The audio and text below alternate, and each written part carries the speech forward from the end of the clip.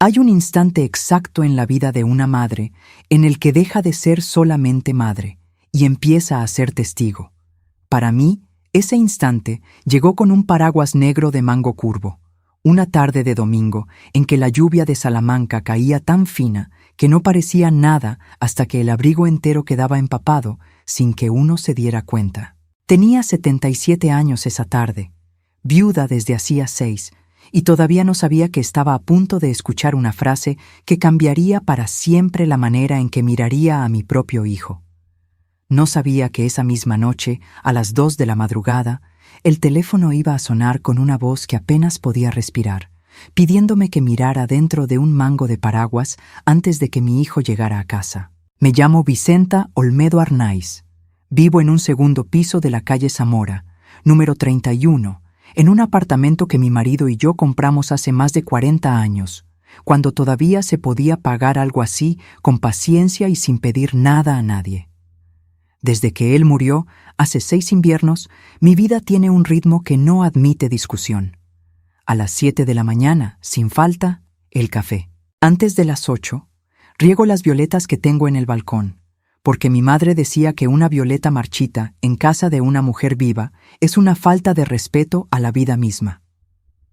Por las tardes, si no llueve demasiado fuerte, guardo en una caja de madera las cartas que mi marido me escribía cuando era joven y trabajaba fuera, en Bilbao, antes de que volviéramos a establecernos aquí, en esta ciudad de piedra dorada que parece guardar secretos detrás de cada fachada iluminada al atardecer. Aquel domingo había sido un domingo como tantos. Comimos en casa de mi hijo, en su piso de la calle Prior, número 12, un almuerzo tranquilo, con poco vino, y mucha conversación sobre impuestos, sobre el tiempo, sobre nada que yo recuerde ahora con claridad, porque todo lo que pasó después se llevó por delante los detalles menores de esa tarde. Lo único que sí recuerdo con precisión es que salí de allí sin el paraguas. Me di cuenta ya en la calle, cuando la lluvia empezó a caer con esa insistencia mansa que tiene Salamanca en otoño, y dudé de verdad. Porque a los 77 años, uno aprende que volver a tocar un timbre que ya se ha cerrado detrás de uno puede sentirse como una molestia, como si la vejez tuviera la obligación de no incomodar nunca a nadie.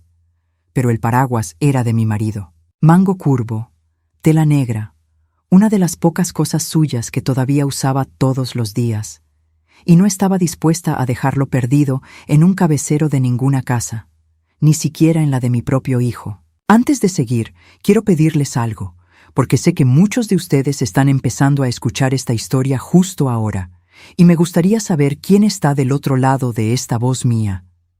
Díganme desde qué ciudad me están escuchando, desde qué país, y qué hora es allá donde están. Si esta historia ya les está tocando algo por dentro, aunque sea apenas un poquito, déjenme un like. Y si quieren acompañarme hasta el final, que todavía falta mucho por contar, suscríbanse, porque aquí va a seguir llegando una historia nueva cada día. Ahora sí, vuelvo a esa tarde de lluvia, a ese timbre que toqué sin saber que estaba tocando la puerta de algo mucho más grande que un paraguas olvidado. Isabel abrió la puerta con una rapidez que ahora, mirando hacia atrás, me parece sospechosa, aunque entonces no le di ninguna importancia. Isabel es mi nuera, la mujer de Rodrigo, mi único hijo. Tiene 49 años, es restauradora de muebles antiguos. Una de esas mujeres que hablan poco, pero que cuando hablan parece que han pensado cada palabra durante una semana entera antes de soltarla. Esa tarde llevaba una blusa clara con las mangas dobladas hasta el codo, como si hubiera estado trabajando en algo, aunque era domingo y no había ninguna razón aparente para que estuviera trabajando.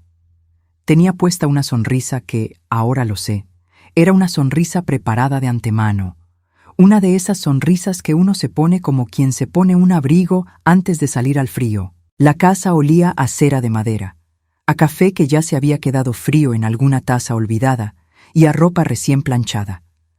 Todo estaba en su lugar, demasiado en su lugar, como esos salones de exposición donde nadie vive de verdad.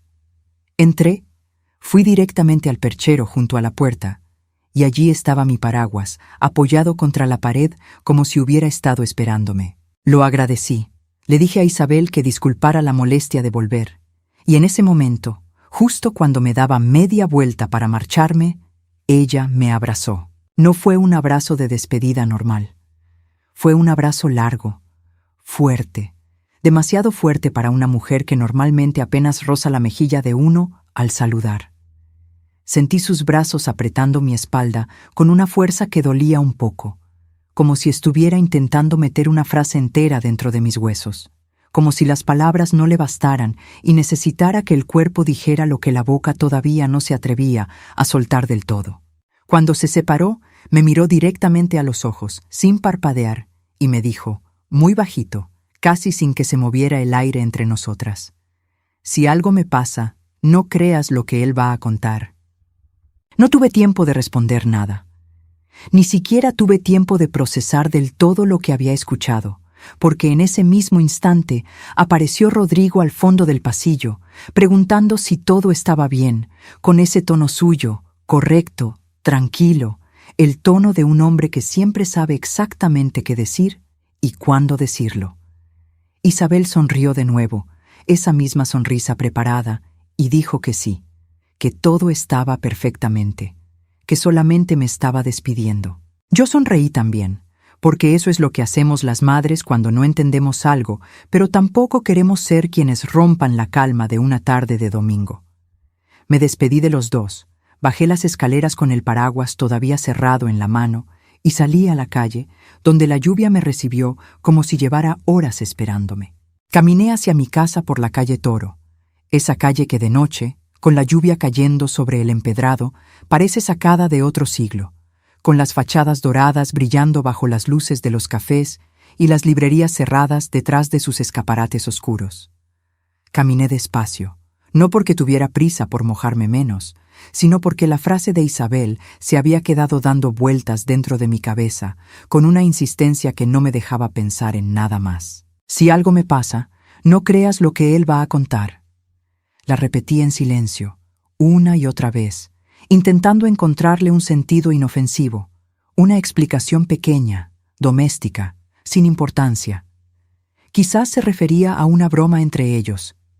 Quizás había discutido con Rodrigo por algo tonto, algo de pareja, algo que a las mujeres mayores como yo ya no nos corresponde entender ni opinar. Pero había algo en su mirada, en la firmeza de ese abrazo, que no encajaba con ninguna explicación pequeña. Quiero detenerme un momento aquí, porque sé que algunos de ustedes ya han sentido alguna vez esa misma sensación, esa frase que alguien les dijo una vez y que después no pudieron sacarse de la cabeza durante días, semanas, quizás años. Cuéntenme en los comentarios si alguna vez les pasó algo así, una frase corta que después de mucho tiempo todavía les sigue resonando por dentro. Y antes de seguir, otra vez les pido el favor, díganme dónde están, qué hora es donde ustedes están escuchando esto, porque a esta señora mayor le gusta imaginarse acompañada mientras cuenta su historia, aunque sea a través de una pantalla. Si les gusta cómo va esto, dejen su like, y si todavía no se han suscrito, esta es una buena tarde para hacerlo, porque mañana sigue la historia y todavía no han escuchado ni la mitad de lo que pasó. Llegué a casa empapada hasta los huesos, aunque el paraguas había estado conmigo todo el camino. A veces uno se moja por dentro y no por fuera, y esa noche fue exactamente así. Colgué el abrigo en el perchero de la entrada, dejé el paraguas apoyado contra la pared de la cocina, justo al lado de la ventana, desde donde se ve el campanario de una iglesia cercana, y me senté a la mesa con una taza de manzanilla que ni siquiera llegué a tomarme. Pensé en llamar a mi amiga Soledad, que vive a pocas calles de aquí y que ha sido mi compañera de confidencias desde hace más de 30 años, desde que trabajaba como camarera de hotel y yo todavía acompañaba a mi marido en sus viajes de trabajo. Pero algo me detuvo. Quizás la vergüenza de admitir que una frase pequeña me había desestabilizado tanto. Quizás el miedo de convertir en escándalo algo que probablemente no era nada. Pensé también en Rodrigo, en quién es mi hijo desde que tengo memoria de él como adulto. Rodrigo siempre ha sido el hijo correcto, el que llama todos los domingos, el que se ocupa de los impuestos, de los médicos, de cualquier papel que tenga que firmarse, de cualquier trámite que dé miedo a los demás. Gerente de una asesoría fiscal en la avenida de Mirat, conocido en el barrio como un hombre serio, discreto, siempre bien vestido, siempre con la respuesta adecuada en el momento adecuado. Es el tipo de hombre del que todo el mundo dice qué suerte tiene su mujer, qué hijo tan responsable, cómo cuida de su madre. Y durante años yo también lo dije, lo pensé, lo sentí de verdad. Pero esa noche, sentada frente a mi taza de manzanilla fría, empecé a hacer algo que no había hecho nunca antes. Empecé a recordar a Isabel no como la mujer callada de mi hijo, sino como una persona completa, con su propia voz, y a preguntarme cuántas veces esa voz había sido silenciada delante de mis propios ojos sin que yo lo notara. Recuerdo cuando, hace un par de años, en una comida familiar, Isabel empezó a contar algo sobre un mueble que estaba restaurando, una cómoda antigua que había encontrado en un mercado de Béjar. Y a mitad de la frase, Rodrigo terminó la historia por ella, con más detalles, con más entusiasmo, mientras Isabel se quedaba callada, sonriendo apenas, como quien deja que otro respire por uno cuando ya no le quedan fuerzas para discutir por algo tan pequeño como terminar su propia frase. En ese momento no le di importancia. Pensé que era simplemente la dinámica de una pareja que lleva muchos años juntos, donde uno termina las frases del otro por costumbre, por cariño, sin mala intención. Pero esa noche, con la frase de Isabel todavía resonando en mis oídos, ese recuerdo regresó con un peso distinto, con una sombra que antes no tenía. Recuerdo también cuando Isabel dejó de vender las piezas que restauraba por su cuenta, algo que había hecho durante años con cierto orgullo silencioso, y empezó a decir que no valía la pena, que era mejor concentrarse en el trabajo del taller, que los clientes preferían tratar directamente con Rodrigo porque él entendía mejor los números, los contratos, el papeleo.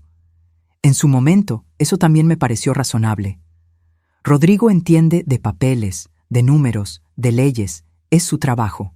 Pero ahora, sentada en mi cocina, con el paraguas mojado todavía goteando contra la pared, empecé a preguntarme si esa explicación tan razonable no era, en realidad, una manera silenciosa de ir apagando algo en Isabel sin que ella misma se diera cuenta de que se estaba apagando. No quiero adelantarme demasiado, porque esta historia merece contarse despacio, con el cuidado que se le debe a algo que de verdad importa.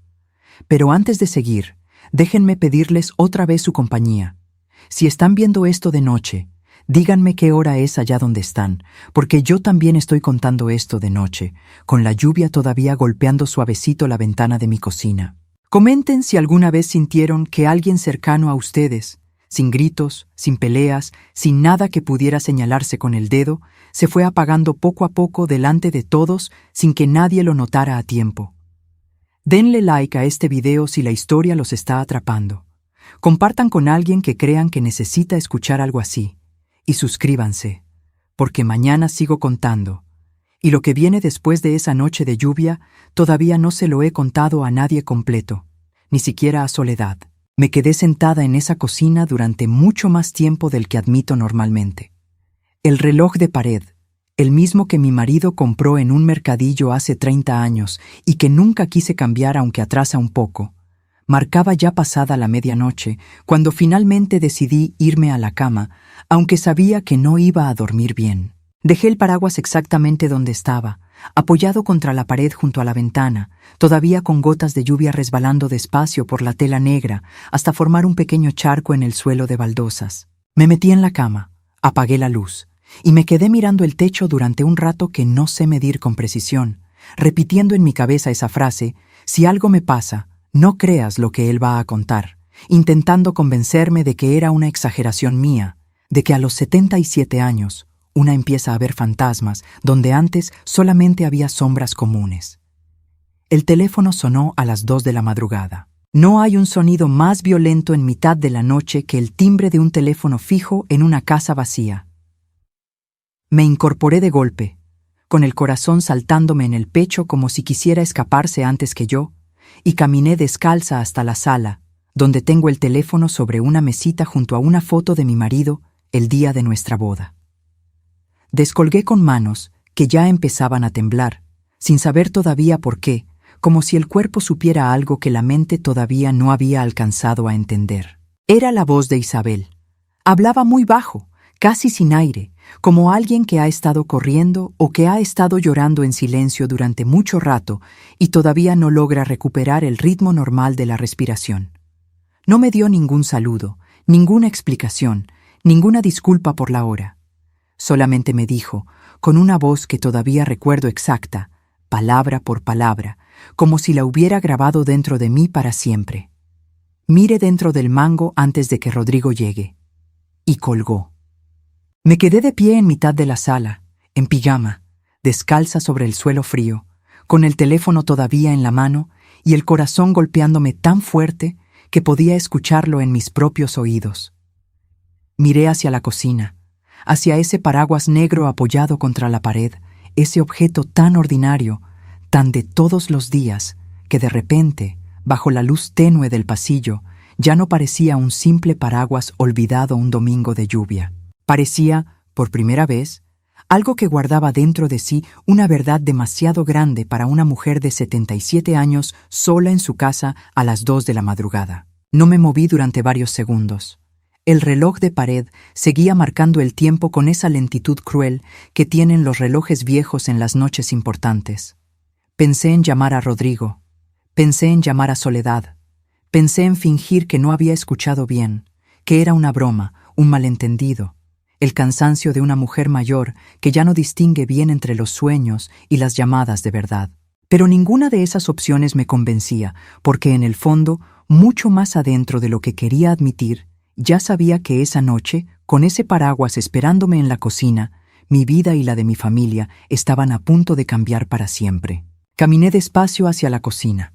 Encendí la pequeña lámpara que tengo sobre la mesa, esa que da una luz amarilla y suave, casi cómplice, y me senté frente al paraguas como si fuera un testigo al que estuviera a punto de interrogar. Antes de tocarlo, antes de hacer absolutamente nada, me quedé mirándolo un momento, sintiendo cómo el silencio de la casa se volvía cada vez más pesado, más cargado, como esa quietud que precede a las tormentas más fuertes, las que no avisan con relámpagos, sino con un silencio extraño que pone los pelos de punta sin que uno sepa exactamente por qué. Tomé el paraguas con las 2 manos, despacio, como quien sostiene algo que sabe que puede romperse, aunque en realidad lo único que corría peligro de romperse esa noche era la idea que yo tenía de mi propia familia. La tela estaba todavía un poco húmeda, fría al tacto, y el mango de madera curvada, ese mango que mi marido eligió hace tantos años en una tienda de paraguas que ya ni siquiera existe, tenía un peso distinto en mis manos, un peso que antes nunca había notado. Lo giré despacio bajo la luz amarilla de la lámpara, buscando algo, sin saber todavía qué era exactamente lo que tenía que buscar. La ponteira de metal, esa pequeña pieza que cubre la punta inferior del mango, estaba ligeramente suelta. No lo suficiente para notarse a simple vista, pero sí lo suficiente para que mis dedos, acostumbrados durante décadas a coser, a remendar, a reparar pequeñas cosas en una casa donde nada se tiraba si todavía podía arreglarse, lo sintieran de inmediato. La hice girar con cuidado, sintiendo cómo cedía poco a poco, hasta que finalmente se desprendió por completo y quedó en la palma de mi mano, dejando al descubierto un pequeño espacio hueco dentro del mango de madera. Dentro había 2 cosas: una tira fina de papel vegetal, enrollada con un cuidado casi artesanal, del tipo de papel que Isabel usa en su taller para hacer calcos de patrones de tapicería, y, junto a ella, sujeta con un trozo pequeño de cinta adhesiva, una llave de latón, pequeña, antigua, del tipo de llave que abre cajones de muebles viejos, no puertas de casas modernas. La saqué con manos que ya no podía controlar del todo y la dejé sobre la mesa, junto a la tira de papel, mirando ambos objetos como si pudieran, en cualquier momento, ponerse a hablar por sí mismos y explicarme todo lo que necesitaba entender. Desenrollé el papel con cuidado, porque a esa edad uno aprende que las cosas frágiles merecen manos lentas. La letra de Isabel, pequeña, ordenada, sin un solo trazo de duda, decía esto: No busco que me defiendan por lástima. Busco que alguien recuerde cómo sonaba mi voz antes de que él la explique por mí. Me quedé mirando esa frase durante mucho tiempo. La leí una vez, 2 veces, varias veces más, hasta que las palabras empezaron a perder su forma y a convertirse solamente en sonido dentro de mi cabeza. No había nada feo en esa frase. No había amenaza. No había violencia. No había nada que uno pudiera señalar con el dedo y decir, esto es un delito, esto hay que llevarlo a la policía inmediatamente. Había, en cambio, algo mucho más difícil de nombrar. Algo que dolía precisamente porque era limpio, sereno, escrito con la calma de alguien que ha pensado mucho antes de escribirlo. Una mujer pidiendo, no que la rescataran, no que la defendieran como a una víctima indefensa, sino que alguien recordara cómo sonaba su propia voz. Antes de seguir contándoles lo que pasó esa noche, necesito tomarme un respiro, porque todavía hoy, contándolo en voz alta, se me cierra un poco la garganta. Y quiero preguntarles algo que de verdad me importa. Si alguna vez sintieron que alguien cercano a ustedes dejó de hablar por sí mismo, porque otra persona siempre hablaba por él o por ella, cuéntenmelo en los comentarios. No hace falta que sea una historia grande ni dramática. A veces son cosas pequeñas, casi invisibles, las que más duelen después. Díganme también desde dónde me están escuchando esta noche, qué ciudad, qué hora marca el reloj donde están ustedes, porque a esta señora le gusta sentir que no está contando esto completamente sola. Si la historia les está llegando, dejen su like, y si todavía no lo han hecho, suscríbanse, porque esta historia continúa, y lo que descubrí esa madrugada apenas era el principio de todo lo que tenía que entender. Me quedé sentada en la cocina con la llave entre los dedos, dándole vueltas despacio, sintiendo el frío del metal viejo, ese frío particular que tienen las cosas que han pasado mucho tiempo guardadas en la oscuridad. Pensé, primero, en llamar a la policía. Después pensé que eso sería absurdo, porque ¿qué iba a decirles? Que mi nuera me había dejado una nota dentro de un paraguas pidiéndome que no creyera lo que mi hijo iba a contar. Pensé en llamar a Rodrigo directamente, preguntarle qué estaba pasando entre él e Isabel, exigirle una explicación como madre que tiene derecho a saber. Pero algo dentro de mí, algo que todavía no sabía nombrar con claridad, me decía que llamar a Rodrigo en ese momento sería como avisarle al lobo que la oveja ya había hablado. Y entonces pensé en fingir que no había entendido nada. Pensé que podía guardar la llave, guardar el papel, volver a poner la ponteira en su lugar y simplemente continuar con mi vida como si esa noche no hubiera pasado nada extraordinario. Después de todo, era domingo, había sido un almuerzo normal, una frase rara, una llamada nocturna que podía explicarse de 1000 maneras distintas. Pero mientras pensaba en esa posibilidad, mientras me permitía por un instante la comodidad de la negación, mi mente, sin que yo la llamara, empezó a abrir puertas que llevaban años cerradas. Recuerdo cuando Isabel, hace ya bastante tiempo, dejó de manejar directamente las cuentas de los clientes que le encargaban restauraciones, porque Rodrigo le había sugerido que era mejor que él se ocupara de los contratos, de los pagos, de toda la parte administrativa, para que ella pudiera concentrarse en lo que realmente le gustaba, que era trabajar con las manos, lijar, barnizar, devolverle la vida a muebles que todos los demás habían dado por perdidos. En aquel momento me pareció un gesto generoso de mi hijo, un detalle de pareja, una manera de aliviarle el trabajo a su mujer. Ahora, sentada frente a esa llave de latón, esa misma escena regresaba con un sabor completamente distinto, porque si Rodrigo manejaba los contratos, si Rodrigo respondía a los correos, si Rodrigo hablaba con los clientes en nombre de Isabel, entonces era Rodrigo, y no Isabel, quien controlaba quién la conocía, quién hablaba con ella, quién sabía de su trabajo, de su talento, de su existencia profesional completa. Recuerdo también una tarde, hace 2 o 3 años, en que Isabel mencionó, casi de paso, que ya no guardaba ella misma los documentos importantes del taller, las facturas, los certificados de las piezas restauradas, porque Rodrigo le había dicho que era mejor que él los guardara todos juntos en una carpeta en su oficina, para que no se perdieran, para que estuvieran organizados, para que en caso de cualquier problema legal estuvieran protegidos por alguien que entendía de papeles. Y otra vez, en aquel momento, aquello me pareció simplemente práctico.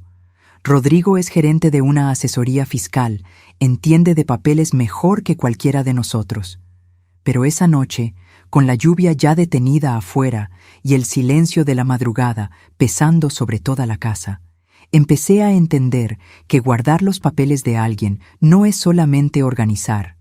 También puede ser, poco a poco, sin que nadie lo note, quedarse con la llave de toda su vida profesional. Y recuerdo, esto quizás es lo que más me duele recordar ahora, las veces en que Isabel reía bajito, casi sin ganas, cuando algo la había herido por dentro. Esa risa pequeña, contenida, que yo interpreté siempre como timidez, como el carácter reservado de una mujer que no gusta de hacer dramas, de montar escenas, de exponer sus sentimientos delante de la familia. Ahora, mirando hacia atrás, me pregunto cuántas veces esa risa pequeña fue en realidad la única forma que ella encontró de tragarse un dolor que nadie a su alrededor parecía dispuesto a ver. Quiero detenerme otra vez aquí, porque sé que esto que estoy contando puede resultar incómodo, puede tocar fibras que muchos de ustedes preferirían no mirar de frente. Pero precisamente por eso quiero pedirles que se queden conmigo un poco más. Cuéntenme si alguna vez vieron a alguien reírse pequeñito, casi para adentro, justo después de algo que claramente le había dolido, y si en su momento, como me pasó a mí, no le dieron mayor importancia. Díganme también, por favor, ¿desde dónde me siguen escuchando? ¿Qué hora tienen ustedes ahora? Porque esta señora mayor agradece de corazón saber que hay alguien del otro lado acompañándola en esta historia. Si todo esto les está llegando, denle like, compartan con alguien que conozcan que quizás necesite escuchar algo parecido, y suscríbanse, porque mañana sigo contando, y todavía falta lo más difícil de todo. Pasé el resto de esa madrugada sin dormir. Me hice una segunda taza de manzanilla que tampoco llegué a terminar, y me senté otra vez frente a la mesa, mirando la llave, el papel, el paraguas ya sin su ponteira, como 3 piezas de un rompecabezas que todavía no entendía pero que sabía, con una certeza extraña que no podía explicar racionalmente, que tenía que armar yo sola, sin ayuda, al menos por ahora. Pensé en Soledad, mi amiga de toda la vida, y en algún momento, ya cerca del amanecer, decidí que la llamaría, pero no todavía, no hasta que tuviera algo más claro que contarle, porque Soledad es de las que escuchan con el corazón entero, y no quería cargarla con confusión cuando lo que necesitaba de ella, más adelante, era su sensatez. Lo que sí entendí, mirando esa llave bajo la luz amarilla de mi cocina, fue que su forma no correspondía a ninguna puerta de casa. Era una llave pequeña, de las que abren cajones, gavetas antiguas, ese tipo de cerradura que se encuentra en muebles de otra época, en cómodas, en escritorios de madera maciza. Y entonces recordé algo que durante un instante me hizo sentir como si una corriente fría me recorriera la espalda entera. Isabel trabajaba, desde hacía varios años, en el pequeño taller de tapicería de una mujer llamada Amaya Sastre, en la calle Meléndez. Un taller lleno de telas, maderas encerradas, sillas antiguas esperando su turno para volver a la vida.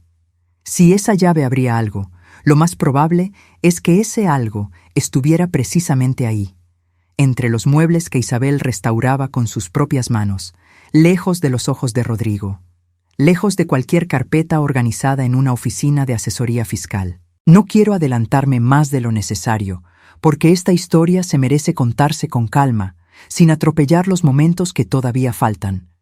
Pero sí quiero decirles que, en cuanto entendí hacia dónde apuntaba aquella llave, algo cambió dentro de mí. El miedo seguía allí, por supuesto, ese miedo de una madre que empieza a sospechar de su propio hijo, ese miedo todavía más profundo de descubrir algo que ya no se puede dejar de saber. Pero junto a ese miedo apareció algo nuevo, algo que hacía años no sentía con esa intensidad. Una determinación tranquila, silenciosa, de esas que no hacen ruido, pero que tampoco se dejan convencer de mirar hacia otro lado. Cuando finalmente salió el sol, una de esas mañanas grises de Salamanca, en que la luz tarda en decidirse del todo, me vestí con cuidado, me puse un abrigo, y por una especie de superstición que ni yo misma supe explicar entonces, volví a tomar el mismo paraguas negro, ahora con la ponteira otra vez en su lugar, la llave guardada en el bolsillo interior de mi abrigo, y caminé hacia la calle Meléndez antes de que el taller de Amaya abriera sus puertas al público. La calle todavía estaba casi vacía, con ese silencio particular de las mañanas tempranas en las ciudades pequeñas, donde solamente se escuchan los pasos de algún vecino madrugador bajo las arcadas de piedra y el sonido lejano de alguna persiana metálica subiendo en algún comercio cercano. El taller de Amaya tiene un escaparate sencillo, sin grandes letreros, apenas un nombre pintado a mano sobre el vidrio, y detrás del vidrio se adivinan formas de sillas antiguas, rollos de tela apoyados contra la pared, el brillo tenue de maderas recién enceradas. Toqué la puerta, aún sabiendo que probablemente todavía no había abierto, porque algo en mí ya no podía esperar ni un minuto más. Amaya tardó unos segundos en aparecer detrás del cristal, secándose las manos en un trapo, con esa expresión de sorpresa tranquila de quien no esperaba visitas a esa hora, pero tampoco se altera fácilmente por nada. Me reconoció enseguida, claro, porque me ha visto otras veces, en alguna celebración familiar, en alguna ocasión en que acompañé a Isabel hasta aquí. Abrió la puerta, me invitó a pasar con esa amabilidad sencilla de la gente que trabaja con las manos todo el día, y el olor a barniz, a madera vieja, a tela recién cortada, me envolvió de inmediato.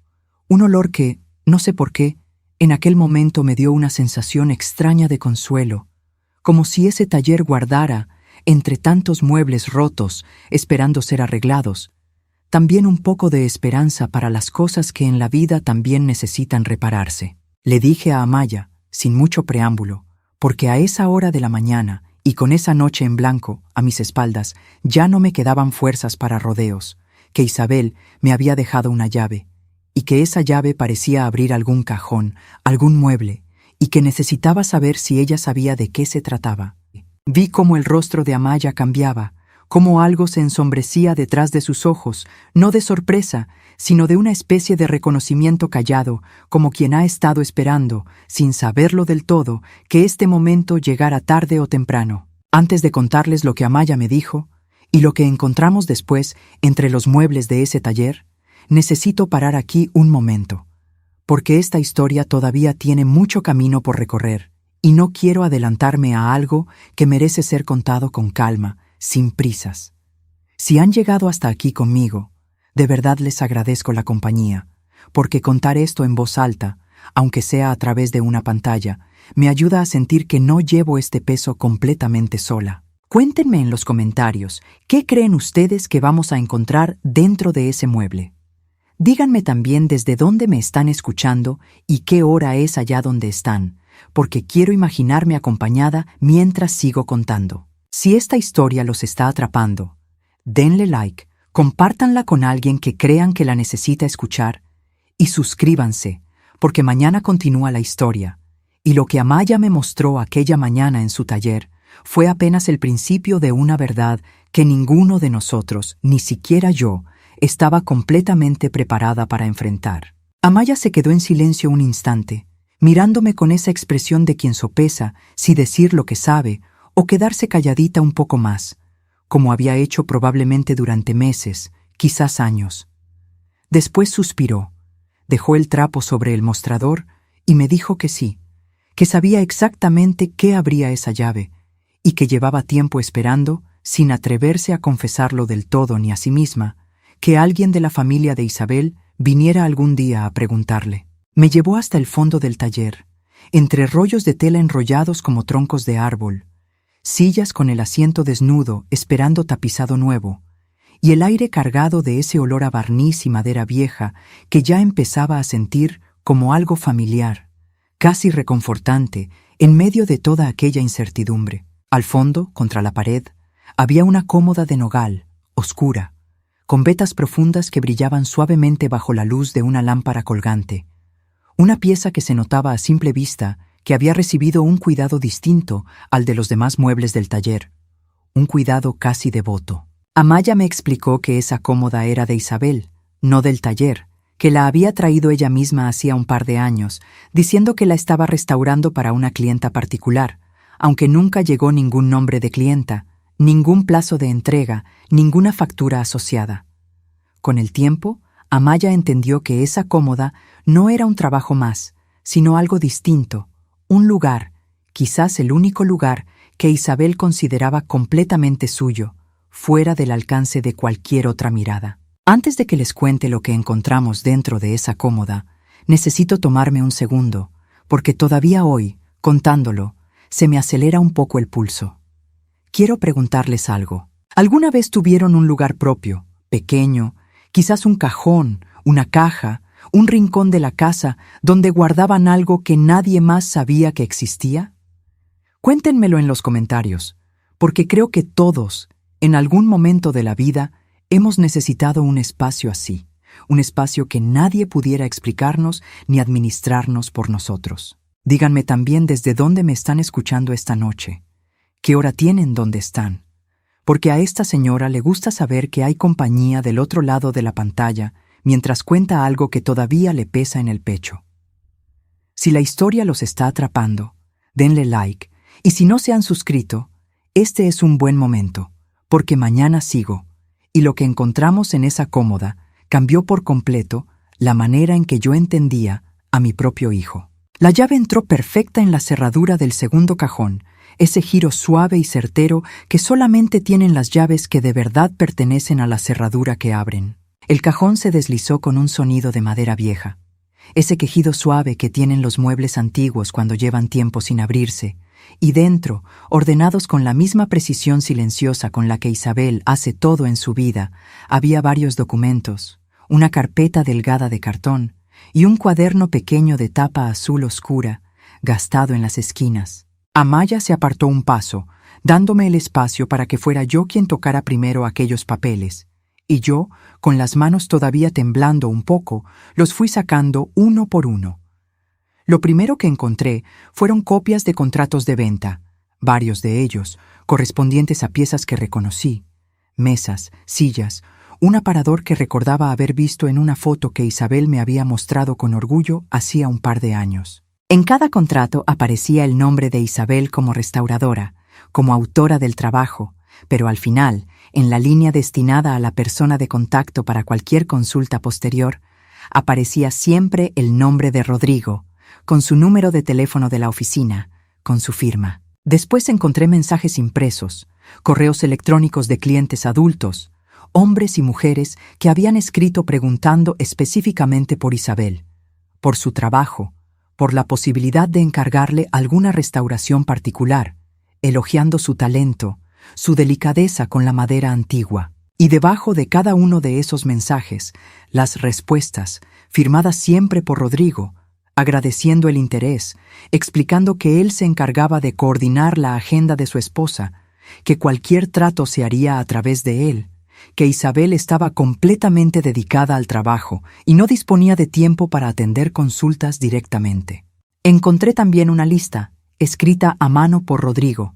Eso lo reconocí de inmediato por su letra inclinada y firme, donde aparecían nombrados varios objetos familiares, algunos que yo misma había heredado de mi madre, otros que habían sido regalos de boda, y junto a cada nombre una palabra, protegido. Como si esos objetos necesitaran protección de algo, de alguien, y esa protección consistiera, en realidad, en que él decidiera dónde estaban, quién podía tocarlos, quién podía venderlos o conservarlos. Y finalmente, el cuaderno azul. Lo abrí con un cuidado casi reverente, como quien abre algo que sabe que va a doler. Las páginas estaban llenas de anotaciones breves, fechadas, sin ningún adorno literario, sin ningún desahogo emocional extenso, solamente hechos, descritos con una sobriedad que dolía más que cualquier lamento. Una entrada decía: «Hoy intenté explicar el presupuesto de la cómoda de roble a la clienta, y él me interrumpió 3 veces antes de que terminara la frase». Otra decía: «Pregunté por las facturas de marzo y me dijo que no me preocupara, que él ya se había encargado». Otra, más corta todavía: «Hoy me reí cuando dijo que yo exagero. No sé por qué me reí». Y al final del cuaderno, en la última página escrita, encontré la anotación que Amaya ya había leído antes que yo, porque pude ver en su rostro que no era la primera vez que escuchaba esas palabras, aunque fuera yo quien las leyera en voz alta esa mañana. Decía así: si un día él cuenta que exagero, que olvido, que confundo o que no sé vivir sin ayuda, miren las fechas. Yo todavía sabía quién era cuando empecé a escribir. Me quedé sentada en una silla vieja del taller, con el cuaderno abierto sobre las piernas, sin poder decir nada durante un buen rato. Amaya tampoco dijo nada, solamente se quedó de pie a mi lado, dejándome el silencio que en ese momento yo necesitaba más que cualquier palabra de consuelo. Pensé en Rodrigo de bebé, en sus primeros pasos por el pasillo de nuestra casa antigua, en las tardes en que le enseñaba a sumar en la mesa de la cocina, en el orgullo que sentí el día que se graduó, el día que se casó. Y ahora, sentada en ese taller, con ese cuaderno azul entre las manos, tenía que aprender a sostener al mismo tiempo dos verdades que no encajaban entre sí: que mi hijo era ese niño al que había criado con todo el amor del mundo, y que también, sin que yo lo viera, se había convertido en alguien capaz de ir apagando a su mujer documento por documento, contrato por contrato, sin levantar nunca la voz, sin dar nunca un portazo, sin dejar jamás una sola marca visible. Quiero pedirles, antes de seguir, un momento de paciencia conmigo, porque esta parte de la historia todavía me cuesta contarla sin que se me quiebre un poco la voz. Pregúntenme, o mejor, pregúntense a ustedes mismos, si alguna vez fueron testigos de algo parecido en su propia familia, algo que en el momento pareció pequeño, razonable, hasta cariñoso, y que después, mirado con otros ojos, resultó ser algo completamente distinto. Cuéntenmelo en los comentarios, de verdad me interesa escucharlos. Y díganme también, por favor, desde dónde me están acompañando esta noche, qué hora tienen, porque contar esto en voz alta se hace un poco más liviano cuando sé que hay alguien escuchando del otro lado. Si la historia los está tocando, denle like, compártanla con alguien que crean que podría reconocerse en algo de esto, y suscríbanse, porque la historia sigue, y lo que pasó después de aquella mañana en el taller fue el momento en que tuve que decidir, por primera vez en mi vida, entre la versión cómoda de mi hijo y la verdad incómoda de una mujer que llevaba años pidiendo, en silencio, que alguien la escuchara. Amaya me preparó un café, aunque ninguna de las dos tenía verdaderas ganas de tomarlo, simplemente porque a veces las manos necesitan sostener algo caliente cuando el corazón está sosteniendo algo demasiado pesado. Mientras lo tomábamos, sentadas entre los muebles a medio restaurar, Amaya me contó, con su voz tranquila de mujer que ha aprendido a hablar poco, pero con precisión, lo que ella había observado a lo largo de los años trabajando junto a Isabel. Me dijo que al principio, cuando Isabel empezó a trabajar en el taller, hablaba con soltura con los clientes, se entusiasmaba explicando los procesos de restauración, contaba con orgullo de dónde venía cada pieza, qué historia tenía, qué técnica había usado para devolverle la vida. Pero poco a poco, con el paso de los años, esa soltura fue desapareciendo. Empezó a remitir cada consulta a Rodrigo, empezó a hablar menos, a sonreír más, esa sonrisa pequeña, contenida, que yo también había notado sin saber nombrarla. Amaya me dijo que en más de una ocasión había querido decirle algo, preguntarle si todo estaba bien, pero que Isabel tenía una manera de cerrar la conversación con una broma suave, con un cambio de tema, que dejaba claro, sin necesidad de palabras, que no quería que se insistiera. Le pregunté a Amaya por qué. Entonces nunca había dicho nada a nadie de la familia, y ella me miró con una tristeza profunda, casi avergonzada, y me dijo que porque no tenía pruebas de nada, solamente una sensación, una intuición que con el tiempo se había vuelto más fuerte, pero que seguía siendo, hasta esa mañana, solamente eso, una sensación. Y que además, ¿quién era ella para meterse en la vida de un matrimonio? Para sembrar duda entre una madre y su hijo basándose solamente en una corazonada. Le dije que entendía perfectamente esa sensación, porque yo misma había sentido algo parecido durante años, sin atreverme nunca a darle nombre. Antes de continuar, vuelvo a pedirles su compañía un momento. Si alguna vez se quedaron callados ante algo que sospechaban, porque no tenían pruebas suficientes, porque temían equivocarse, porque temían el peso de acusar a alguien sin certeza absoluta, Cuéntenmelo.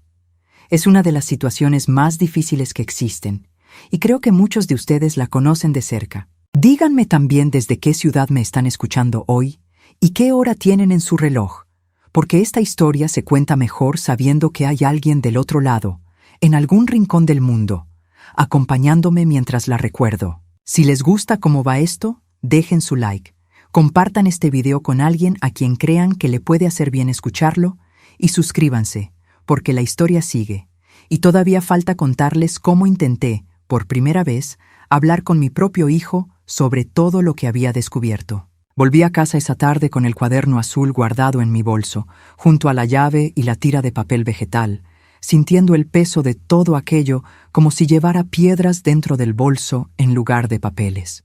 Pasé los días siguientes dándole vueltas a cómo abordar el tema con Rodrigo, ensayando frases en mi cabeza durante las noches sin dormir, descartándolas todas una tras otra, porque ninguna parecía suficientemente clara, sin sonar al mismo tiempo a una acusación que podía romper algo que quizás todavía tenía remedio. Finalmente, un miércoles por la tarde, decidí que ya no podía esperar más.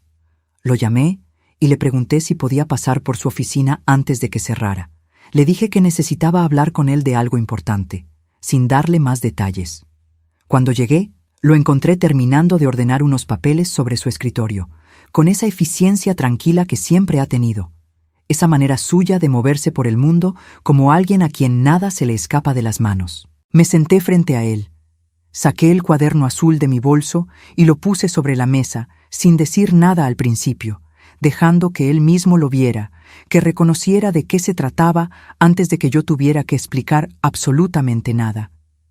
Vi cómo su expresión cambiaba, apenas un segundo, una fracción de segundo, en la que algo se movió detrás de sus ojos, algo que no logré nombrar del todo entonces, pero que ahora reconozco perfectamente. Después, esa expresión se cerró de nuevo, como una puerta que se cierra suavemente pero con firmeza, y me preguntó, con una calma que en ese momento me pareció casi insultante, ¿de dónde había sacado eso? Le dije la verdad, que Isabel me había dejado una pista, que había encontrado una llave, que Amaya me había ayudado a abrir un cajón en su taller. Y entonces, por primera vez en toda esa conversación, Rodrigo levantó un poco la voz. No mucho, lo suficiente para que yo entendiera que estaba pisando un terreno que él consideraba completamente suyo, y me dijo que yo no tenía ningún derecho a meterme en cosas que no entendía, que Isabel siempre había sido una mujer complicada, sensible, que exageraba las cosas, que necesitaba que alguien organizara su vida porque sola se perdía en sus propios sentimientos.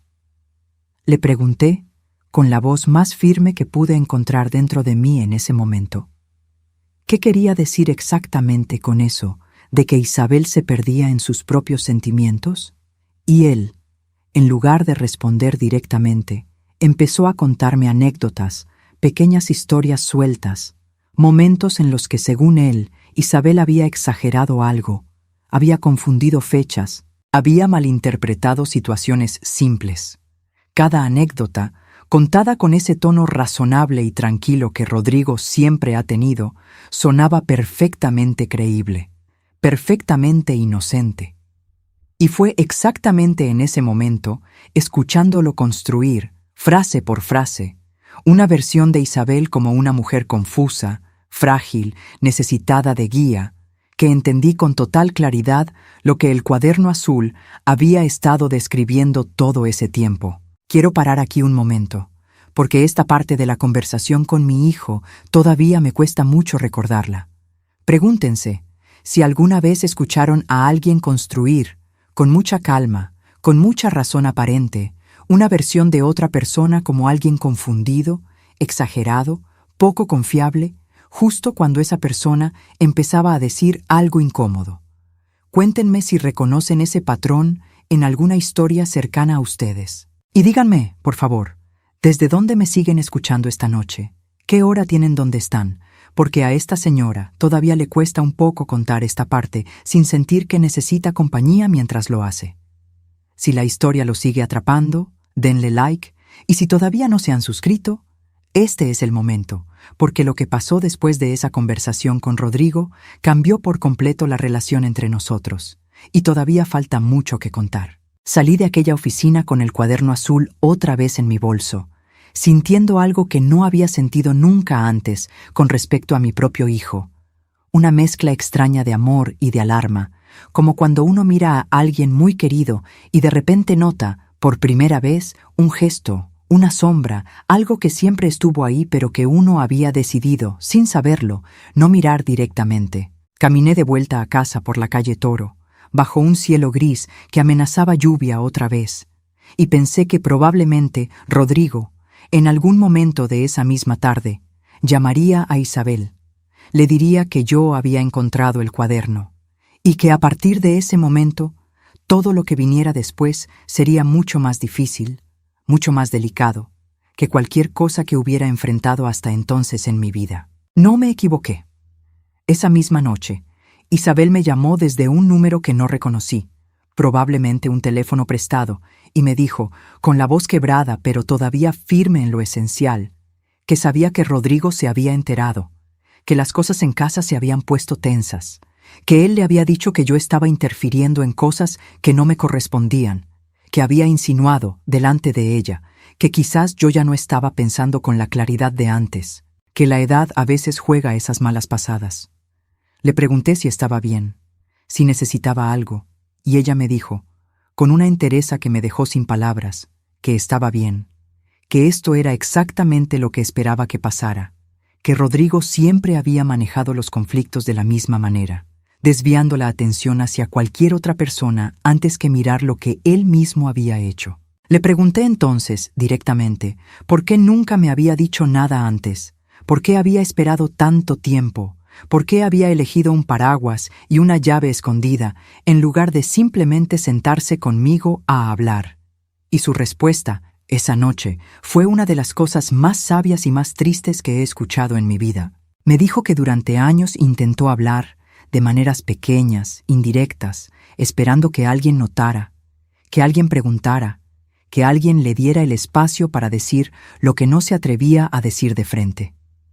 Pero que cada vez que algo parecido a una conversación seria empezaba a formarse, Rodrigo encontraba la manera de cerrarla antes de que llegara a ningún lado, con humor, con practicidad, con esa calma suya que hacía que cualquier queja sonara exagerada en comparación. Y que con el tiempo, dejar pistas pequeñas, casi secretas, se convirtió en la única forma que le quedaba de hablar sin tener que enfrentar directamente esa pared de calma razonable que su marido construía cada vez que ella intentaba abrir la boca.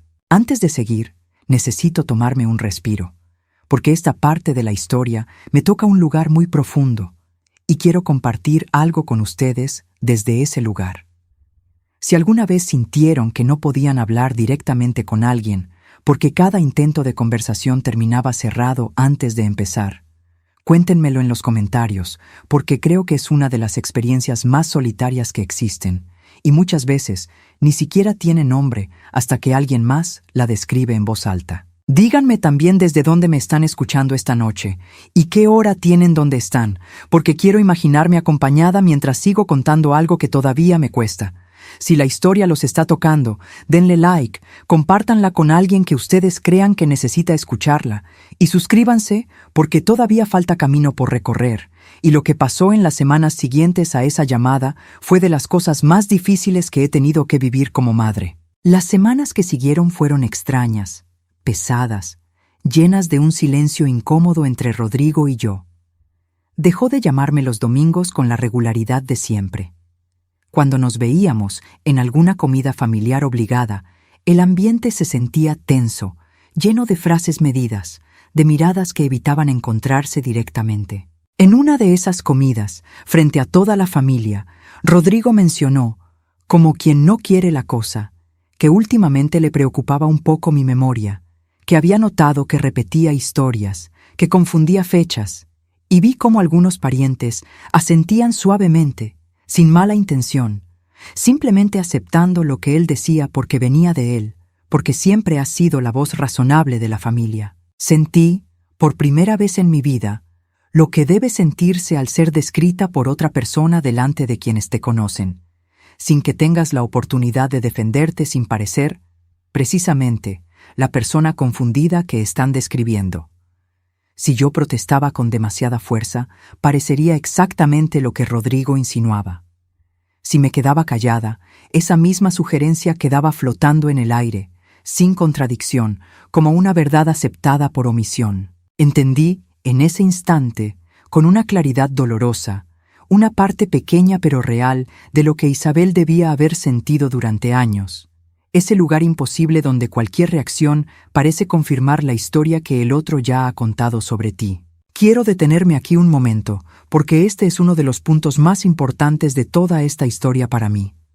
Pregúntense, ustedes que me escuchan, si alguna vez se sintieron atrapados en una situación así, donde defenderse parecía empeorar las cosas y quedarse callados también.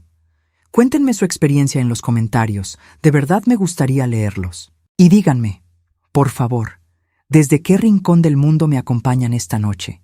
¿Y qué hora marca su reloj? Porque a esta señora mayor le reconforta mucho saber que hay tantas personas distintas, en tantos lugares distintos, escuchando esta misma historia al mismo tiempo. Si les está gustando, dejen su like, y si todavía no se han suscrito, háganlo ahora, porque esta historia sigue. Y lo que viene después es el momento en que decidí que ya no podía seguir guardando silencio. Busqué a Soledad finalmente, después de semanas de cargar todo aquello casi en absoluta soledad. Nos sentamos en su cocina, una tarde de las pocas en que no llovía, con 2 tazas de café entre nosotras, y le conté todo, desde el abrazo de Isabel hasta la llamada de las 2 de la madrugada, desde la cómoda de nogal hasta la conversación con Rodrigo en su oficina, desde la comida familiar hasta esa sensación nueva y aterradora de no saber ya en quién confiar dentro de mi propia familia. Soledad me escuchó sin interrumpirme ni una sola vez, con esa capacidad suya de estar completamente presente que ha tenido desde que la conozco, desde los años en que trabajaba como camarera de hotel y aprendió, según ella misma decía, a leer a las personas en los pequeños detalles, en los gestos que se les escapan, cuando creen que nadie los está observando. Cuando terminé de contarle todo, Soledad se quedó callada un momento, y después me dijo algo que se me quedó grabado para siempre. Me dijo que en su trabajo, durante años, había visto matrimonios de huéspedes que se hospedaban en el hotel, y que aprendió a distinguir, casi sin esfuerzo, entre las parejas que discutían como personas iguales, y las parejas donde uno de los dos siempre terminaba pidiendo disculpas, aunque no quedara claro por qué exactamente. Me dijo que ese segundo tipo de pareja siempre le había dado un escalofrío particular, porque parecía tranquila por fuera, pero algo en la manera en que uno de ellos bajaba la mirada, en la manera en que el otro hablaba por los dos sin que nadie se lo pidiera, le decía que ahí había algo más, algo que no se veía a simple vista pero que se sentía en el aire. Le pregunté a Soledad qué debía hacer, y ella, con esa sabiduría práctica que la caracteriza, me dijo que lo primero que necesitaba no era decidir nada todavía, sino entender bien qué tenía en mis manos, ordenarlo, fecharlo, guardarlo de manera que nadie pudiera después decir que yo lo había inventado o exagerado. Me dijo que conocía a alguien que podía ayudarme con eso, un hombre llamado Leandro Briones, escribano jubilado, que había trabajado toda su vida en temas de documentos, de fechas, de registros, y que tenía una paciencia infinita para explicar las cosas con claridad a quien lo necesitara. Antes de contarles lo que Leandro me explicó, necesito otra vez tomarme un respiro y agradecerles de verdad que sigan aquí conmigo. Cuéntenme en los comentarios si alguna vez tuvieron, como yo tuve a Soledad, a alguien que los ayudó a poner en orden algo que sentían demasiado grande para enfrentar solos. Esas personas son un regalo enorme en la vida, y quiero que sepan que las valoro profundamente. Díganme también desde dónde me están escuchando esta noche y qué hora tienen ustedes, porque esta historia se siente menos pesada cuando sé que la estoy compartiendo con tantas personas distintas. Si les está gustando, denle like, compártanla con alguien que ustedes crean que necesita escucharla, y suscríbanse, porque la historia sigue, y lo que aprendí de Leandro fue una de las herramientas más importantes que tuve para todo lo que vino después. Fui a ver a Leandro Briones un par de días después, en su pequeño piso cerca de la Plaza Mayor, lleno de estanterías con carpetas ordenadas por años, con esa pulcritud particular de quien ha pasado toda una vida profesional rodeado de papeles importantes. Me recibió con mucha amabilidad, me ofreció un té, y me escuchó con la misma atención cuidadosa con la que probablemente había escuchado a cientos de personas a lo largo de su carrera, contándole asuntos delicados, asuntos de familia, de herencias, de conflictos que necesitaban resolverse con papel y con tiempo, no con gritos. Le mostré el cuaderno azul, los contratos, los mensajes impresos, la lista con los objetos familiares marcados como protegidos. Leandro los revisó con calma, sin prisa, tomando notas en una pequeña libreta propia, y después me dijo algo que me ayudó a entender el camino que tenía por delante. Me dijo que lo más valioso que tenía en mis manos no era ningún documento por sí solo, sino la cronología completa, la manera en que todas esas piezas, juntas, contaban una historia coherente a lo largo del tiempo. Me explicó que las fechas eran fundamentales, que debía hacer copias de todo, guardar los originales en un lugar seguro y, sobre todo, que debía resistir la tentación de actuar movida solamente por la indignación del momento, porque la indignación, aunque comprensible, aunque justa, podía hacer que actuara de manera que después se usara en mi contra, presentándome como alguien que monta dramas familiares sin pruebas suficientes. Me dijo también algo que se me quedó grabado profundamente, algo que pensé muchas veces en los días siguientes.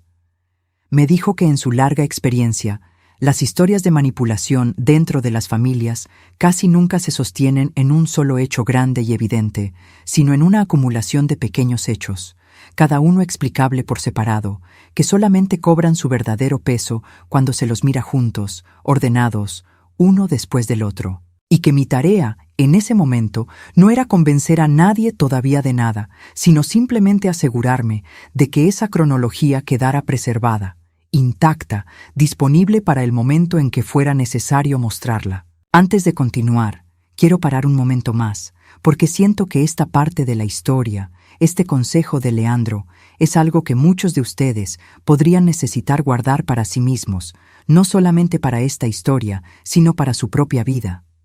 Cuéntenme en los comentarios si alguna vez tuvieron que guardar, con paciencia, pruebas de algo que sabían verdadero, pero que todavía no podían demostrar del todo. Díganme también desde dónde me están escuchando y qué hora tienen donde están ustedes, porque esta vieja agradece muchísimo su compañía en cada parte de esta historia. Si les sigue gustando, denle like, compartan con quien ustedes crean que lo necesita y suscríbanse, porque todavía faltan partes importantes por contar. Y lo que pasó después, cuando finalmente reuní el valor para buscar a Isabel directamente, fue el momento en que toda esta historia empezó a cambiar de dirección. Seguí el consejo de Leandro con una disciplina que ni yo misma sabía que tenía.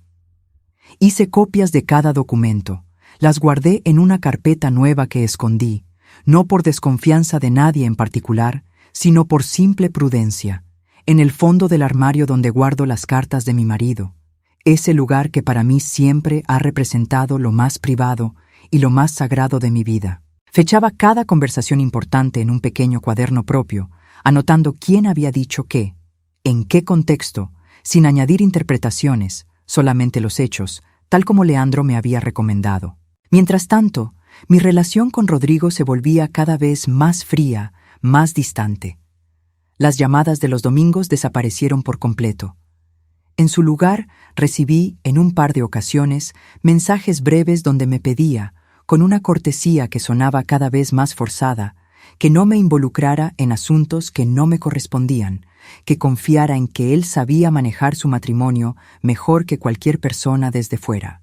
Cada uno de esos mensajes me dolía profundamente, porque detrás de las palabras correctas, detrás del tono razonable, yo ya podía reconocer, con una claridad que antes no tenía, ese mismo patrón que el cuaderno azul de Isabel describía con tanta precisión. Una tarde, finalmente, conseguí encontrarme con Isabel a solas, en un pequeño café cerca de la Plaza Mayor, lejos de cualquier oído familiar. Llegó con un abrigo gris, el cabello recogido y una expresión en el rostro que mezclaba cansancio con algo parecido al alivio, como si llevara mucho tiempo esperando poder hablar conmigo sin que nadie más estuviera escuchando. Nos sentamos junto a la ventana, con la lluvia otra vez cayendo despacio sobre los adoquines dorados de la plaza, y por primera vez desde aquel domingo del paraguas, hablamos con calma, sin prisas, sin miedo a que alguien interrumpiera. Me contó, con detalle, cómo había sido su vida en los últimos años, no con dramatismo, sino con esa misma sobriedad con la que había escrito su cuaderno, describiendo episodios concretos, fechas, situaciones específicas en las que había sentido que su voz dejaba de tener peso dentro de su propia casa.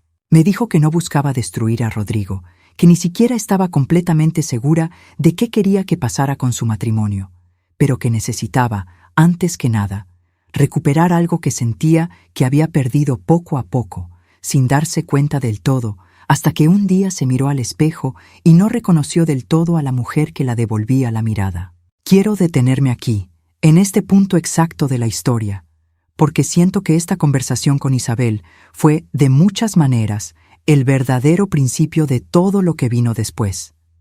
Antes de continuar, déjenme pedirles, una vez más, que me cuenten desde dónde me están escuchando esta noche, qué hora tienen donde están, y si alguna vez vivieron una conversación así. Una conversación que de repente lo cambia todo, porque finalmente alguien dice en voz alta lo que llevaba mucho tiempo callado. Cuéntenme en los comentarios. De verdad quiero leerlos. Denle like a esta historia si los está acompañando, compártanla con alguien que ustedes crean que la necesita y suscríbanse, porque todavía falta contarles cómo, con la ayuda de Leandro, de Soledad y de Amaya, organizamos aquel encuentro discreto en el taller de la calle Meléndez, el encuentro que finalmente pondría a Rodrigo frente a una verdad que ya no podría seguir explicando a su manera. Llegó el día que Leandro, Soledad, Amaya y yo habíamos preparado con tanto cuidado, un jueves por la tarde en que la lluvia volvía a caer sobre Salamanca, con esa insistencia mansa que ya para entonces sentía casi como una compañera fiel de toda esta historia. Habíamos decidido, después de mucho hablarlo, que el encuentro tenía que ocurrir en el taller de Amaya, en la calle Meléndez, un lugar neutral, alejado de cualquier oficina, de cualquier sala de estar, donde las paredes guardaran ya demasiados silencios acumulados. Isabel le había dicho a Rodrigo que esa tarde entregaría una cadena de sillas restauradas a un cliente. Una excusa sencilla, verosímil, de las que él nunca cuestionaba porque siempre confió en que el trabajo de su esposa era algo menor, algo que se resolvía solo, sin necesidad de su intervención. Yo llegué primero, con el paraguas negro de mango curvo cerrado en la mano, no como un arma, no como una amenaza, sino como aquello que realmente era, la prueba silenciosa de que finalmente había escuchado. Lo dejé sobre la mesa de trabajo de Amaya, entre retazos de tela y herramientas de carpintería, y me senté en una de las sillas viejas que todavía esperaban su turno de ser restauradas, sintiendo cómo el corazón me latía con una fuerza que hacía mucho tiempo no sentía, ni siquiera en los días más difíciles después de la muerte de mi marido. Soledad esperaba cerca de la puerta, no porque tuviera ningún papel especial que cumplir, sino porque me había prometido que estaría ahí, simplemente para que yo no tuviera que enfrentar ese momento completamente sola. Antes de contarles cómo se desarrolló aquella tarde, quiero pedirles, una última vez en esta parte de la historia, que se queden conmigo hasta el final, porque lo que viene ahora es, de muchas maneras, el corazón de todo lo que les he estado contando. Díganme desde dónde me están escuchando esta noche, qué hora tienen donde están, y si alguna vez tuvieron que prepararse, con la ayuda de personas que los querían bien, para un momento que sabían que iba a cambiarlo todo. Cuéntenmelo en los comentarios, de verdad me importa leerlos. Si la historia los ha acompañado hasta aquí, denle like. Y si todavía no se han suscrito, este es el momento. Porque lo que viene es la conclusión de todo este camino que empezó con un paraguas olvidado una tarde de domingo.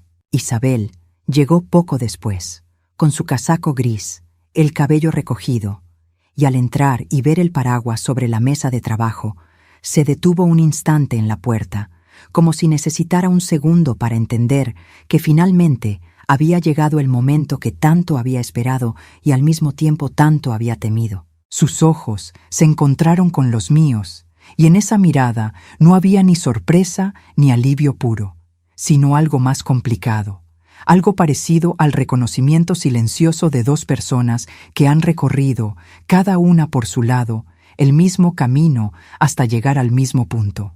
Amaya se retiró discretamente hacia la parte delantera del taller, dándonos privacidad sin alejarse del todo, y Soledad permaneció cerca de la puerta, como una presencia tranquila que no necesitaba intervenir para hacerse sentir. La lluvia golpeaba suavemente el cristal del escaparate, y el silencio que se formó entre Isabel y yo, durante esos primeros segundos, estaba lleno de todo lo que ambas habíamos estado guardando durante tanto tiempo, lleno de cuadernos azules y llaves de latón, lleno de risas pequeñas tragadas durante años, lleno de frases que se quedaron a medio terminar en comidas familiares. No le pregunté por qué no me había contado todo antes, directamente, sin necesidad de paraguas ni de llamadas a las 2 de la madrugada. Hubiera sido injusto preguntarle eso, porque yo misma, durante años, había sido parte del coro silencioso que dejaba que Rodrigo terminara sus frases, que aceptaba sin cuestionar que él guardara los papeles, que se riera por dentro cuando algo la herida por fuera. En cambio, le dije lo que verdaderamente sentía, con la voz más firme y más baja que pude encontrar dentro de mí en ese momento. Una voz que ni yo misma reconocía del todo, pero que sabía que era completamente mía. Le dije: no vine a escoger entre mi hijo y tu verdad. Vine a dejar de esconderme detrás de la sangre. Quiero detenerme aquí un instante, porque esta frase, dicha en voz alta aquella tarde, fue probablemente lo más difícil que he dicho en toda mi vida. Y todavía hoy, contándolo, siento el mismo nudo en la garganta. Antes de seguir, déjenme preguntarles algo importante. ¿Alguna vez tuvieron que elegir entre defender a alguien de su propia sangre y reconocer la verdad de otra persona que también merecía ser escuchada? No es una pregunta fácil, lo sé, y por eso quiero leerla en sus comentarios. Quiero saber cómo lo vivieron, cómo lo resolvieron, si lo resolvieron alguna vez del todo. Díganme también desde dónde me siguen acompañando, qué hora tienen donde están, porque esta parte de la historia, más que ninguna otra, necesito sentir que la comparto con alguien. Si esta frase les ha tocado algo por dentro, denle like ahora mismo. No esperen al final, porque este es exactamente el tipo de momento que esta vieja quería compartir con ustedes. Y si todavía no se han suscrito, háganlo, porque quiero seguir contándoles historias como esta. Historias que no inventan dramas, sino que muestran verdades que muchas veces preferimos no mirar de frente. Isabel se quedó en silencio un momento después de escuchar esa frase, y después, con los ojos brillantes pero sin que ninguna lágrima llegara a caer del todo, me dijo que durante años había intentado preservar a la familia, el nombre de Rodrigo, la paz de las reuniones de los domingos, hasta que un día entendió, con una claridad que dolía, que esa paz se estaba construyendo exactamente sobre su propia invisibilidad.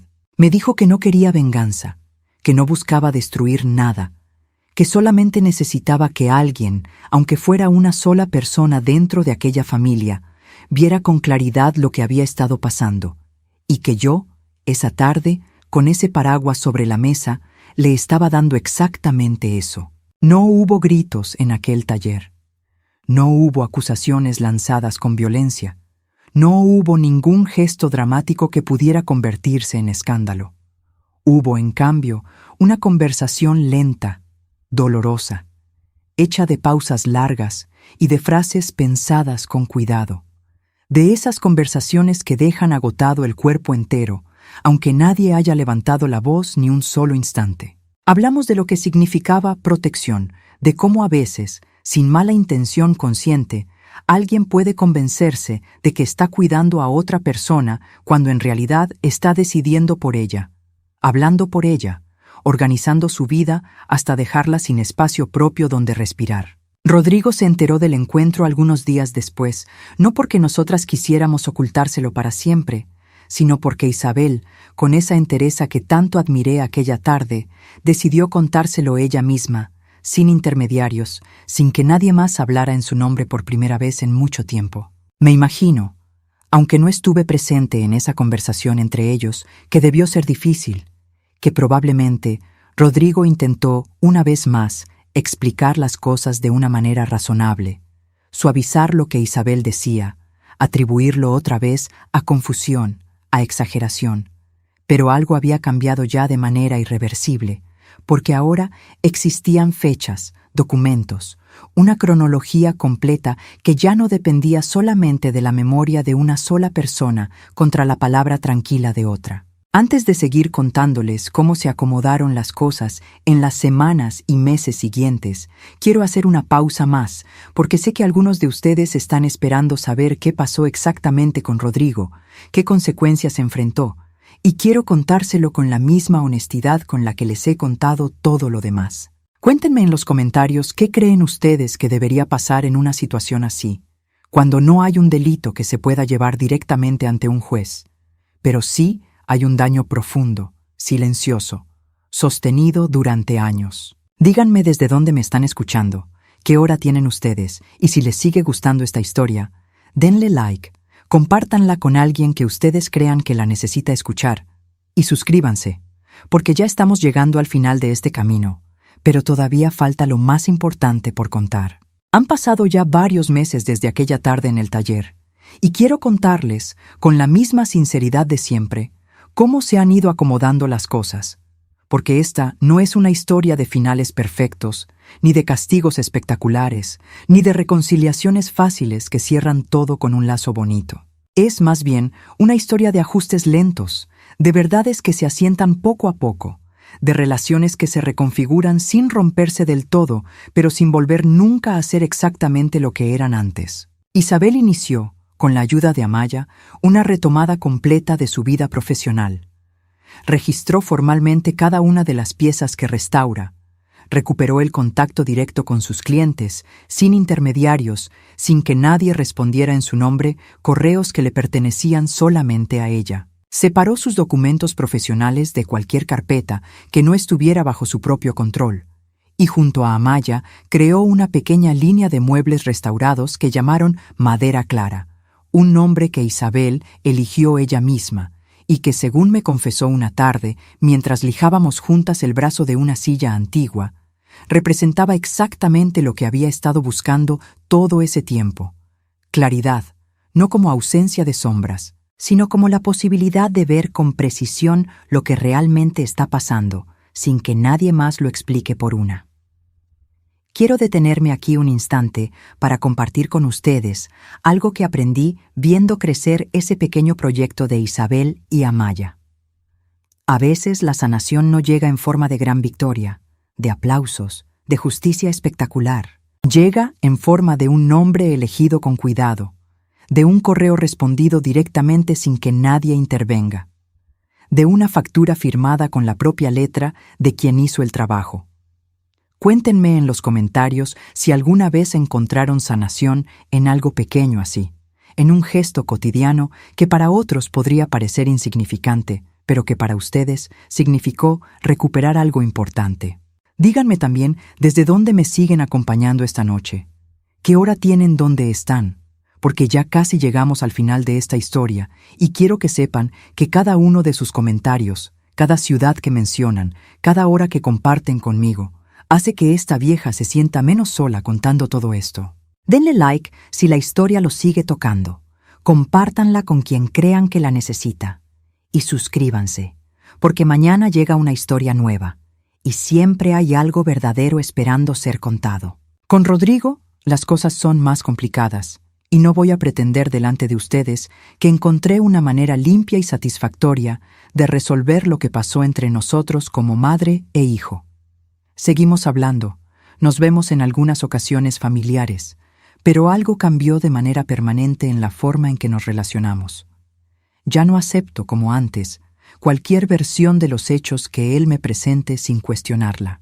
Cuando habla de Isabel, lo escucho con atención, pero también con una distancia nueva, una distancia que antes no existía entre nosotros y que él, creo, todavía no termina de entender del todo, aunque tampoco ha intentado, hasta donde yo sé, repetir con ninguna otra persona los mismos patrones que describía aquel cuaderno azul. No busqué castigarlo de ninguna manera dramática, ni romper con él de un día para otro, ni convertir esta historia en un juicio público donde yo fuera la madre justa y él el villano sin matices. Sigue siendo mi hijo, sigue teniendo sus virtudes, su responsabilidad, su manera correcta de resolver los problemas prácticos de la vida, pero aprendí, de la manera más dolorosa posible, que amar a un hijo no puede significar nunca aceptar ciegamente cualquier versión que él construya de la realidad, especialmente cuando esa versión deja a otra persona, alguien igualmente digna de amor y de verdad, completamente silenciada. Antes de seguir, quiero compartir con ustedes una reflexión que se me ha quedado dando vueltas en estos últimos meses. Cuéntenme si alguna vez tuvieron que aprender a amar a alguien de manera diferente, no menos, pero sí distinta, después de descubrir algo difícil sobre esa persona. Es una de las experiencias más complejas de la vida adulta, y creo que muchos de ustedes la conocen de cerca, aunque sea en circunstancias distintas a las mías. Díganme desde dónde me están escuchando esta noche, qué hora tienen donde están. Y si esta reflexión les resuena, denle like, compártanla con alguien que ustedes crean que está pasando por algo parecido ahora mismo, y suscríbanse, porque todavía quedan algunas cosas importantes que quiero contarles antes de cerrar esta historia. Pienso mucho, en estos días, en lo que aprendí sobre mí misma a través de todo esto. Aprendí que la fortaleza, a mis 77 años, no se parece en nada a lo que yo imaginaba cuando era joven. No es gritar más fuerte, no es imponer la propia versión por encima de cualquier otra. Es más bien la capacidad de sentarse frente a una verdad incómoda y quedarse ahí, sin huir, sin buscar explicaciones cómodas que me permitieran seguir viviendo como si nada hubiera pasado. Aprendí que proteger a alguien, de verdad protegerlo, a veces significa incomodar a otra persona a la que también amamos profundamente, y que esa incomodidad, aunque dolorosa, es muchas veces el precio necesario de la honestidad. Aprendí también algo sobre mi propia fe, esa fe que llevo practicando desde niña, con la Virgen de Guadalupe presente en mi vida desde que tengo memoria, con las velas encendidas en momentos de duda, con las oraciones susurradas en las noches más difíciles. Durante esos meses de incertidumbre, recé mucho, no pidiendo que la situación se resolviera de una manera particular, sino pidiendo claridad, pidiendo fuerzas para mirar de frente lo que tenía que mirar, sin desviar los ojos hacia explicaciones más sencillas. Y creo, con el tiempo, que esa claridad llegó, no de golpe, no como una revelación repentina, sino poco a poco, documento por documento, conversación por conversación, hasta formar la cronología completa que finalmente me permitió actuar. Quiero detenerme un momento más, porque sé que para algunos de ustedes, la fe, sea cual sea su forma, ha sido también un refugio en momentos difíciles.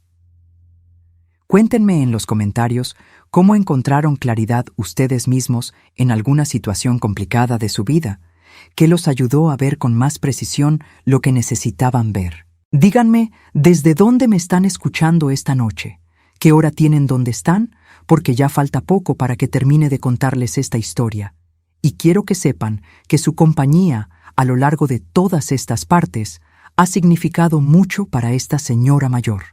Denle like si la historia los ha acompañado hasta aquí. Compártanla con alguien que ustedes crean que la necesita. Y suscríbanse, porque mañana hay una historia nueva esperándolos, y siempre hay algo verdadero detrás de cada una de ellas. Isabel, por su parte, ha encontrado en estos meses una versión de sí misma que, según ella misma me dijo una tarde, sentía que había perdido hacía años sin darse cuenta. Habla con más soltura ahora, se ríe distinto, una risa completa, sin esa pequeña contención que antes yo confundía con timidez. Su relación conmigo se ha vuelto algo precioso que no esperaba a mis 77 años. Una relación construida no sobre la obligación familiar, sino sobre algo que se parece mucho a una amistad profunda entre dos mujeres que aprendieron juntas, cada una a su manera, a no dejarse silenciar. Una tarde reciente, de esas en que finalmente el sol vuelve a Salamanca después de muchos días de lluvia continua, entré al taller de la calle Meléndez y encontré el paraguas negro de mango curvo colgado cerca de la puerta, ya completamente seco, abierto apenas lo suficiente para que se pudiera ver, en el mango, una pequeña etiqueta grabada que Isabel había mandado a hacer sin decírmelo. Decía simplemente: «Gracias por no creer la primera historia». Me quedé de pie frente a ese paraguas durante varios minutos, sintiendo cómo se cerraba, dentro de mí, un círculo que había empezado aquella tarde de domingo en que solamente había ido a buscar un objeto olvidado y había terminado encontrando, sin saberlo, el principio de toda esta historia. Isabel estaba lijando con calma una silla antigua al fondo del taller. Amaya organizaba telas cerca del escaparate, y la luz de la tarde entraba dorada por la ventana, iluminando el polvo de madera que flotaba suavemente en el aire, como si toda esa escena hubiera estado esperando, durante meses, ese momento exacto de quietud. Antes de darles la última reflexión de esta historia, quiero pedirles, una última vez, su compañía. Si han llegado hasta aquí conmigo, hasta esta última parte, quiero que sepan que les estoy profundamente agradecida, porque contarles esto ha sido, de muchas maneras, parte de mi propia sanación. Díganme desde dónde me han acompañado durante toda esta historia, qué hora tienen en este momento, y si quieren, cuéntenme también qué parte de todo esto les tocó más profundamente. Denle like a este video si llegaron hasta el final. Suscríbanse si todavía no lo han hecho, porque aquí siempre hay una historia nueva esperándolos. Y compartan esta historia con alguien que ustedes crean que necesita escucharla, porque a veces una historia como esta llega justo a los oídos que más la necesitan en el momento exacto. Aquella noche, de vuelta en mi apartamento de la calle Zamora, sentada en mi cocina con una taza de manzanilla que esta vez sí terminé de tomarme, entendí algo que quiero compartir con ustedes como cierre de todo este camino. Entendí que ninguna madre está completamente preparada para el momento en que tiene que elegir entre la versión confortable de su propio hijo y la verdad silenciosa de otra mujer que también forma parte de su familia. También merece amor, también merece ser creída. Es uno de los momentos más difíciles que puede vivir el corazón de una madre, porque no hay manera de salir de él sin sentir, de alguna forma, una pérdida. Pero aprendí también que esa pérdida no tiene que significar el final de nada. No perdí a mi hijo aquella tarde en el taller de Amaya, aunque nuestra relación cambió para siempre. Lo que perdí, en realidad, fue la comodidad de no mirar, la tranquilidad falsa de quedarme en la versión más fácil de la historia familiar. Y lo que gané, a cambio, fue algo mucho más valioso, una relación honesta con Isabel, una imagen más completa y más verdadera de mi propio hijo, y sobre todo, una manera distinta de entender lo que significa proteger a quienes amamos, una manera que ya no se basa en defender ciegamente la sangre, sino en escuchar con atención a quien, durante años, intentó hablar sin que nadie la escuchara del todo. Si hay una lección que quiero dejarles, a ustedes que me han acompañado durante todas estas partes, es esta. El silencio dentro de una familia rara vez se construye con gritos o con golpes evidentes.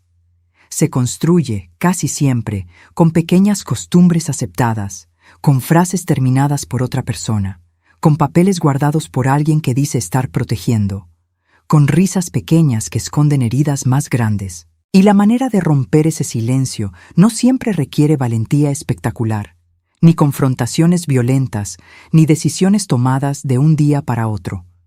A veces, simplemente, requiere la disposición de mirar con atención a quien tenemos cerca, de notar cuándo alguien ha dejado de terminar sus propias frases, y de preguntarnos, con honestidad, si esa persona todavía conserva su propia voz, o si, sin que nadie lo haya planeado del todo, alguien se la ha ido quitando poco a poco. Quiero darles las gracias de todo corazón por haberse quedado conmigo durante todo este camino. Sé que fueron varias partes, varias noches quizás, y el hecho de que hayan decidido seguir escuchando hasta este final significa mucho para esta señora mayor, que solamente quería contar algo verdadero. Si esta historia les tocó algo por dentro, les pido que dejen un comentario con la palabra madera, porque solamente quienes escucharon la historia completa van a entender por qué esa palabra importa tanto en todo lo que les he contado. Denle like a este video. Compártanlo con alguien que ustedes crean que necesita escucharlo. Quizás alguien que conozca esa sensación de no poder terminar sus propias frases. y suscríbanse, porque aquí siempre va a haber una historia nueva esperándolos, una historia distinta, pero con el mismo corazón de siempre. ¿Desde dónde me están escuchando en este último momento? Díganmelo. ¿Y qué hora tienen ahí donde están? Porque quiero llevarme, al cerrar esta historia, la imagen de todas las ciudades distintas, todas las horas distintas, todas las personas distintas que decidieron quedarse conmigo hasta el final. De todo corazón, de esta madre a cada uno de ustedes, muchas gracias. Cuídense mucho, cuiden a quienes aman y sobre todo, no dejen nunca de escuchar con atención a quienes, a su alrededor, quizás están intentando decir en voz baja algo que llevan demasiado tiempo callando. Aquella noche aprendí que a veces una madre no pierde a su hijo cuando escucha a otra mujer. A veces empieza, por fin, a dejar de perderse a sí misma.